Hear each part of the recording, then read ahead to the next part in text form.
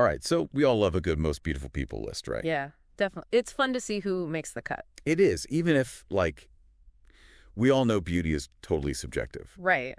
But what if there was like a mathematical formula to figure out beauty? Ooh, interesting. That's where the golden ratio comes in. Okay. This concept has been like linked with beauty and art for centuries. Wow. You sent over some really cool articles actually about a study that used this ratio to rank female celebrities. Yes. And the results, They're really surprising. to say the least, I was not expecting this. Okay, drum roll. So according to this analysis, the most beautiful woman in the world is, are you ready for this? I am. Jodie Comer, Oh, wow. star of Killing Eve, Yeah. with a score of 94.52%. Using the golden ratio Using the golden ratio. to determine facial symmetry. Okay, so she's lovely, Mm-hmm. but I gotta admit, I was kind of picturing like, I don't know. Someone else? Yeah, maybe like a more classic Hollywood beauty. Right. So how does this golden ratio thing even work? Like, break it down for me. Okay, so the golden ratio is approximately 1.618. Okay. It's a mathematical proportion that's found all over in nature. Oh, really? Yeah, like in seashells, flowers, even galaxies. Wow, that's really interesting. It is. And so when they apply it to faces, it's all about the relationships between different features. Okay. So the study measured stuff like the distance between the eyes, the width of the nose, position of the lips, and compared these measurements to this like ideal ratio. Okay, I see. And the closer the proportions are to that golden ratio number, the higher the score. Got it. So it's not just about having like perfect features. Yeah. It's about how they all go together. Exactly. Like a puzzle. Okay. And for Jodie Comer, her features line up almost perfectly with this golden ratio. Oh, wow. For example, her nose and lips scored 98.7% for symmetry. 98.7. 98.7. Wow. Yeah. Okay. For someone who is not like a math whiz, how should we be picturing this ratio on an actual face? Yeah, a good question. Like, are there any visual cues that just scream golden ratio? Okay, so think of it this way. Okay. Like a series of perfectly nested rectangles. Mm-hmm.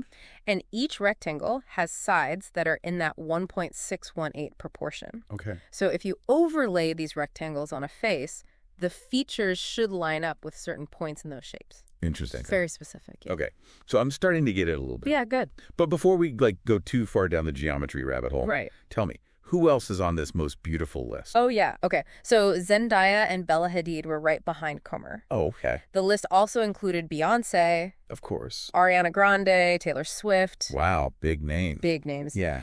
And what I thought was interesting was that Deepika Padukone is the only Indian actress in the top 10. Oh, really? Yeah. That's a great point. It kind of challenges, the idea of a single universal standard of beauty, Right. because that shows her global appeal. Yes, definitely. So I'm wondering, how much does our cultural background, shape what we find beautiful? I think a lot. Yeah. Yeah. I mean, does the golden ratio even hold up across different cultures? That is the question. Big question. Yeah, because the golden ratio has been revered for centuries in Western art Mm-hmm. and aesthetics. Yeah. But other cultures may have totally different standards of beauty. Exactly. No, the golden ratio might be one factor, but I don't know. I don't think it's the whole story.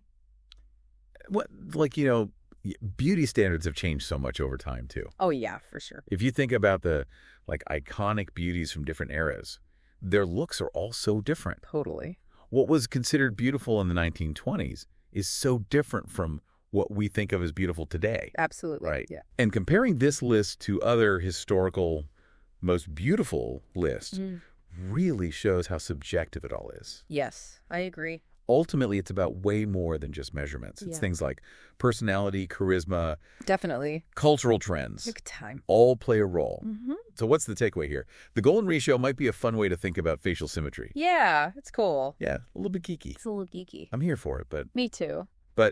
true beauty, it's just way more complex than one number. I think so. Right. Way more complex, I think.